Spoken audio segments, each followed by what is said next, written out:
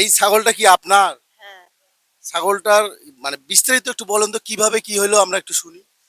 মানুষ কতটা জঘন্য হলে এই রকম কাজ করতে পারে আপনারা একটু বিবেক দিয়ে চিন্তা করেন। হ্যালো কলিজার বন্ধুরা, কেমন আছেন সবাই? আশা করি ভালো আছেন। আমিও আপনাদের দোয়ায় আল্লাহর অশেষ রহমতে ভালো আছি।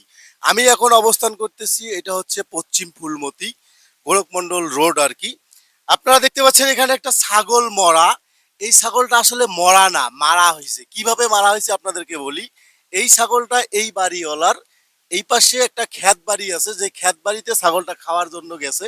ক্ষেতের মধ্যে কবি ক্ষেত, এই কবি ক্ষেতের মধ্যে ছাগলটা নামার কারণে ওনারা ছাগলটা, যে ক্ষেতের মালিক, সেই মালিক ছাগলটা ধরে গাছের মধ্যে বাঁধছে। বাঁধার পরে ছাগলওয়ালাকে খবর দিছে যে তোমার ছাগল আমি বাঁধি রাখছি গাছের মধ্যে, যা নিয়ে আইসো। এখন ছাগলওয়ালা ছাগল আনতে গিয়ে দেখে ছাগল মরিয়েছে।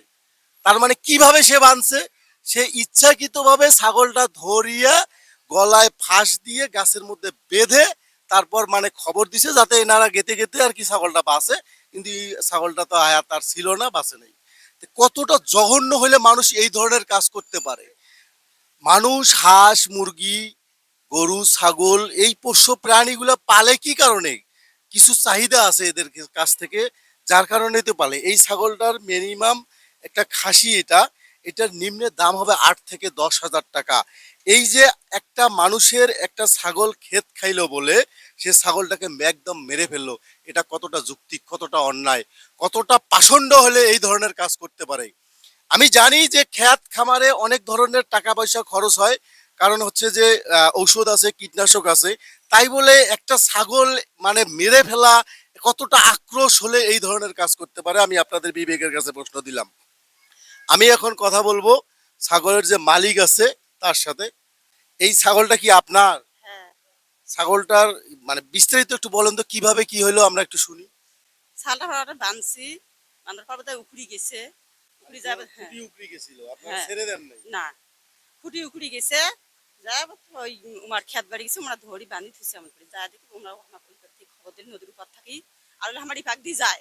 আজকে পাক দিন যায় নদীর উপরে গেছে। যায় আমরা কয়ালে ছাগলটা তোমার ওটা বাঁধা আছে, আনো যায়। তুমি যা দেখো ছাগল মারা।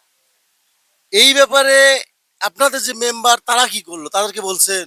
হ্যাঁ বলছি, আমরা খাবি 3,000 টাকা করে। 3,000 টাকা দিয়ে ফয়সলা করার কথা বলছে। হ্যাঁ। আর ছাগলের মালিকের নাম মানে যে মারছে সে খেতালার নাম কি? দুদুল। বাড়ি কোথায়? বাড়ি নদীর উপরে। মানে বাড়াই বাড়ি। ওরাই বাড়ি হ্যাঁ। কৃষ্ণানন্দ বক্সি। হ্যাঁ। ওরাই বাড়ি। আর এখন ওই ছাগলের মালিকের সাথে মেম্বার ফয়সলা করে দিয়েছে 3,000 টাকা। 3,000 টাকা, হ্যাঁ। আপনারা একটা জিনিস চিন্তা করেন যে ছাগলটার দাম 8 থেকে 10 হাজার টাকা, ছাগলটা মেরে ফেলছে, এটা একটা অন্যায়, বিশাল বড় অন্যায়। এই অন্যায়ের বিচার কখনো 3,000 টাকা দিয়ে হতে পারে না। এই অন্যায়ের বিচার 3,000 টাকা দিয়ে হতে পারে না। তাহলে এই অন্যায়ের কারণে সে আরো অন্যায় করবে। এইরকম অন্যায় যদি সে করতে পারে সব সময়, তাহলে তো এভাবে তো আশকারা পেয়ে যাবে। মেম্বার কিভাবে বিচার করলো 3,000 টাকা, যেখানে একটা ছাগলের মূল্য 8 থেকে 10 হাজার টাকা? মেরে ফেলার পরে তো তার একটা বিচারে তো অন্যরকম একটা অ্যামাউন্ট আসার কথা, সেটা তারা করে নাই। যাই হোক, আপনাদের বিবেকের কাছে প্রশ্ন দিলাম যে কিভাবে একটা ছাগল ক্ষেত খাইলে সে মারতে পারে। আপনারা আপনাদের বিবেক দিয়ে বিচার করুন এবং কমেন্ট করুন। সবাই ভালো থাকবেন, আমার জন্য দোয়া করবেন। আল্লাহ হাফেজ।